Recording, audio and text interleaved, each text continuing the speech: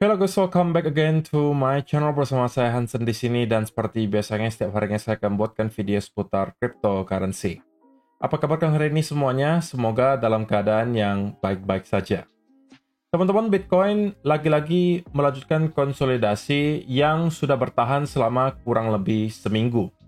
Dan hari ini kita melihat Bitcoin mencoba untuk kembali mendekati area 99 sampai 100 ribu dolar yang merupakan area major resistance terdekat. Ini sebenarnya sudah kita bahas di video kemarin adalah bahwa ketika kita berhasil untuk break di atas area 97 ribuan, ada kemungkinan kita akan bisa melihat Bitcoin melanjutkan kenaikan sampai ke kurang lebih area 99 sampai 100 ribu dolar. Nah, kita bakalan bahas di video hari ini apakah hal tersebut masih berlaku ataukah ada perubahan yang terjadi, diikuti juga beberapa clue dari chart-chart lainnya yang menurut saya akan cukup menarik untuk kita bahas. Jadi pastikan kalian stay tune terus sampai akhir video. Nah, teman-teman, per hari ini kita melihat crypto total market cap kembali ke angka 3,2 triliun dolar atau naik sekitar 2,52%. Nah, kalau misalnya kita melihat top 10 coin sendiri, keadaannya juga semuanya hijau, kenaikannya ranging antara 1, sekian persen hingga kurang lebih 11%. Dan yang menjadi top performer hari ini adalah Cardano dengan kenaikan 11,54% ke 0,7457 dolar. So, itu adalah outlook sementara dari beberapa top coin yang ada.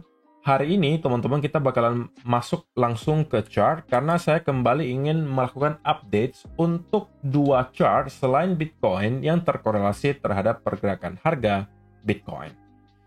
Nah, kita bakalan mulai dulu dari dollar index deh sebelum kita masuk ke S&P 500.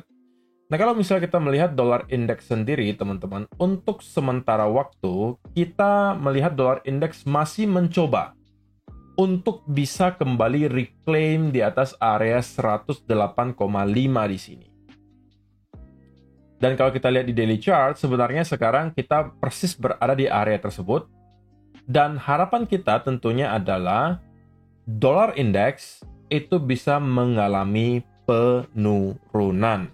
Karena sekali lagi teman-teman, dollar index itu korelasinya terhadap Bitcoin adalah inverse, artinya kebalikan.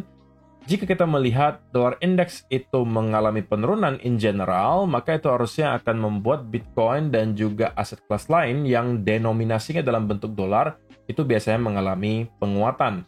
Dan untuk sementara waktu, memang kita masih berada di area yang cukup krusial di dollar index. Kita masih belum bisa breakdown dengan confidence di bawah area major support ini.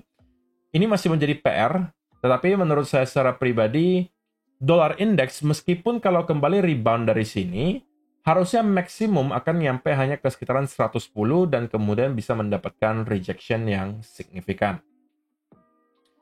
Dan ini akan tentunya menjadi berita baik untuk pasar saham Amerika Serikat. Yang sebenarnya sampai dengan hari ini, pasar saham Amerika Serikat yang saya ambil di sini adalah chartnya S&P 500 ya teman-teman, yang sedikit banyak bisa menggambarkan bagaimana keadaan pasar saham Amerika Serikat. Untuk sementara waktu, sudah kembali berhasil reclaim di atas angka 6.040-an. Yang berarti kita kembali bisa menjadikan area ini kemungkinan sebagai area support. Dan untuk sementara, kalau misalnya kita melihat dari segi price action-nya sendiri, S&P 500 itu juga sedang membentuk sebuah pattern yang bernama bull flag. Yang biasanya adalah pattern continuation. Apa yang kita lihat di sini hanya merupakan versi lebih mini daripada apa yang kita lihat di sini. Oke, sebelum-sebelumnya kalian juga bisa melihat banyak sekali keadaan di mana kita membentuk semacam bull flag dan kemudian diikuti kenaikan berikutnya ya. Seperti contohnya mungkin adalah di sini, walaupun ini nggak terlalu rapi menurut saya, tapi itu juga merupakan sebuah bull flag. Ini juga sama. Oke, dan beberapa lainnya lah kalian bisa cek sendiri untuk historinya seperti apa. Tapi pada intinya ini adalah sebuah pattern yang menurut saya cukup positif, bisa kita lihat di S&P 500. Dan dalam waktu yang mungkin tidak lama lagi, kita mungkin bisa melihat S&P 500 untuk kemudian kembali break ke area all time high yang baru. Artinya kita akan break past di atas 6.127. Dan itu tentunya bisa menjadi sebuah sentimen, suntikan sentimen yang positif ya untuk cryptocurrency secara keseluruhan. Dan Kalau misalnya itu sampai terjadi, harusnya kita bisa melihat Bitcoin mungkin kembali melanjutkan rally. Dan perlu kalian ingat teman-teman, minggu ini kita akan kedatangan banyak sekali data dan juga berita yang cukup penting dari Amerika Serikat yang mulai akan dirilis di hari Rabu nanti. Sampai dengan hari Jumat beruntun akan ada data-data yang cukup penting dari Amerika Serikat yang tentunya akan sangat wajib untuk kita pantau dan itu kemungkinan besar akan membawa volatility untuk market. Dan saya harapkan bahwa data minggu ini yang kebanyakan merupakan data inflasi itu bisa menunjukkan adanya semacam penurunan lah ya. Itu yang paling ideal yang kita mau. Dan kalau itu yang terjadi, harusnya kita bisa melihat reaksi positif dari market. Nah, kalau untuk Bitcoin sendiri, meskipun kalau misalnya kita perhatikan ya, selama beberapa hari terakhir itu tidak banyak yang terjadi selain daripada kita hanya stuck di sebuah range atau pergerakannya kita anggap sebagai sideways lah gitu ya. Terlebih kalau kita lihat di daily chart, ini dengan sangat jelas ya menunjukkan bahwa kita bergerak di dalam sebuah range. Ini adalah range-nya, oke. Jadi setiap kali kita hit ke upper range maupun lower range-nya, kita selalu mendapatkan rejection dan juga rebound. Dan sampai dengan hari ini memang kita masih stuck di area range tersebut. Dan ini sudah bertahan kurang lebih ya semingguan lah kita anggap. Dan minggu ini bisa menjadi minggu di mana kita akan start untuk melihat pergerakan besar lagi di Bitcoin, ya karena tentunya beberapa berita besar akan datang ya, atau data yang cukup penting datang dari Amerika Serikat, diantaranya adalah CPI, gitu ya, ada juga Core PPI dan lain seterusnya, yang bisa membawa potensi akan adanya volatility. Dan untuk secara price action sendiri, Bitcoin saya merasa belum ada perubahan dari apa yang saya sudah sampaikan di video kemarin adalah bahwa jika kita berhasil untuk break di atas area 97.300-an di sini, maka ada potensi yang cukup besar bahwa kita akan bisa untuk melanjutkan kenaikan sampai ke area 99 atau bahkan $100.000.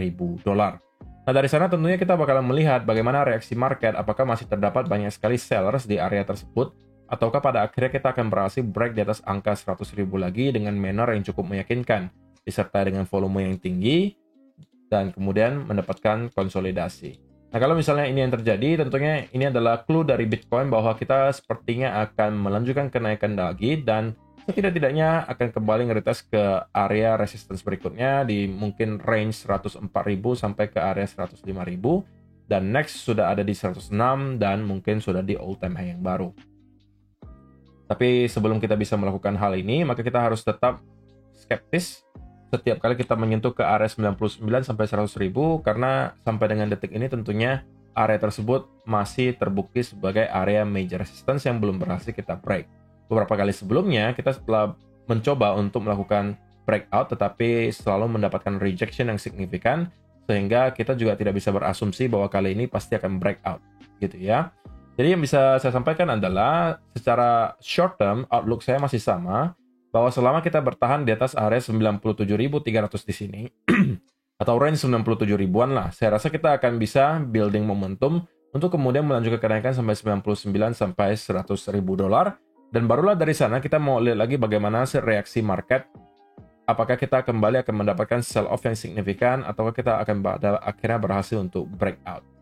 Nah, untuk teman-teman yang mungkin berniat untuk mencari setup, hal yang cukup make sense untuk kalian lakukan adalah antara kita mendapatkan breakout, konsolidasi, dan ini bisa kalian jadikan peluang untuk long, atau kalau misalnya kita memang mendapatkan adanya indikasi bahwa kita kesulitan untuk breakout di atas angka 100.000 dan kemudian membentuk reversal pattern, katakanlah double top atau misalnya head and shoulder, apapun itu yang menunjukkan bahwa kita akan kembali reverse ke bawah, maka itu mungkin bisa kalian ambil ya, untuk kemudian menargetkan sampai ke beberapa area, misalnya kembali ke area 97, area 95, atau bahkan kita break dan nyampe ke area di bawah $90.000. So, saya rasa itu aja sih teman-teman yang mau saya sampaikan di video hari ini. Semoga bisa bermanfaat untuk kalian semua. See you in the next video. Bye-bye.